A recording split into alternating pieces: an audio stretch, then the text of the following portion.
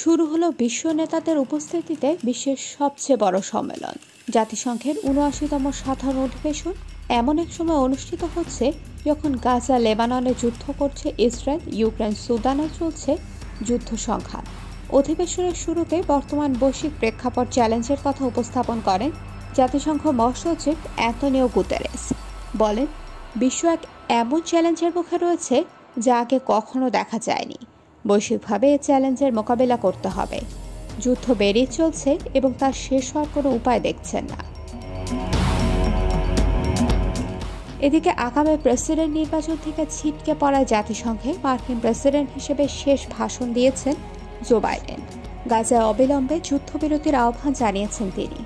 জাতিসংঘের চতুর্থবার দেওয়া ভাষণে বাইডেন বলেন, ইসরায়েল এবং গাজার বাসিন্দারা নরকের মধ্য দিয়ে যাচ্ছে। গাজায় নিরীহ বাসিন্দারা প্রাণ হারাচ্ছে। ভয়াবহ মানবিক পরিস্থিতি বিরাজ করছে সেখানে। এই মুহূর্তে যুদ্ধবিরতির কোনো বিকল্প নেই। ভাষণে গণতন্ত্রের পক্ষে নিজের অবস্থান ফের স্পষ্ট করলেন ডেমোক্র্যাট প্রেসিডেন্ট।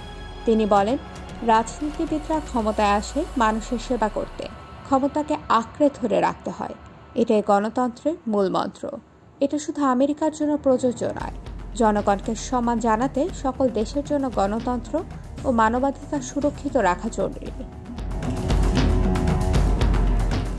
রাশিয়ার বিরুদ্ধে যুদ্ধে জয় না পাওয়া পর্যন্ত ইউক্রেনকে আমেরিকার সমর্থন দিয়ে যাবে বলে জানিয়েছেন মার্কিন প্রেসিডেন্ট। পুতিন ইউক্রেনকে ধ্বংস করতে চায় উল্লেখ করে তিনি বলেন, সে কাজে রুশ প্রেসিডেন্ট পুতিন ব্যর্থ হয়েছে। মধ্যপ্রাচ্যের চলমান উত্তেজনা নিরসনে যুক্তরাষ্ট্র কাজ করছে বলেও জানান তিনি।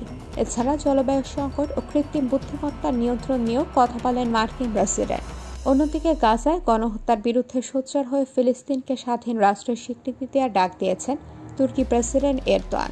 বলেন, দ্রুত ফিলিস্তিনকে স্বাধীন রাষ্ট্রের স্বীকৃতি দিন। গাজা সহ নানা সংকটে নিজেদের দায়িত্ব পালনে ব্যর্থ হয়েছে জাতিসংঘ। ফলে ইসরায়েল গাজায় গণহত্যা চালাতে পেরেছে। গাজা এখন বিশ্বের সবচেয়ে বড় গোরস্থান। IBTV USA, new York.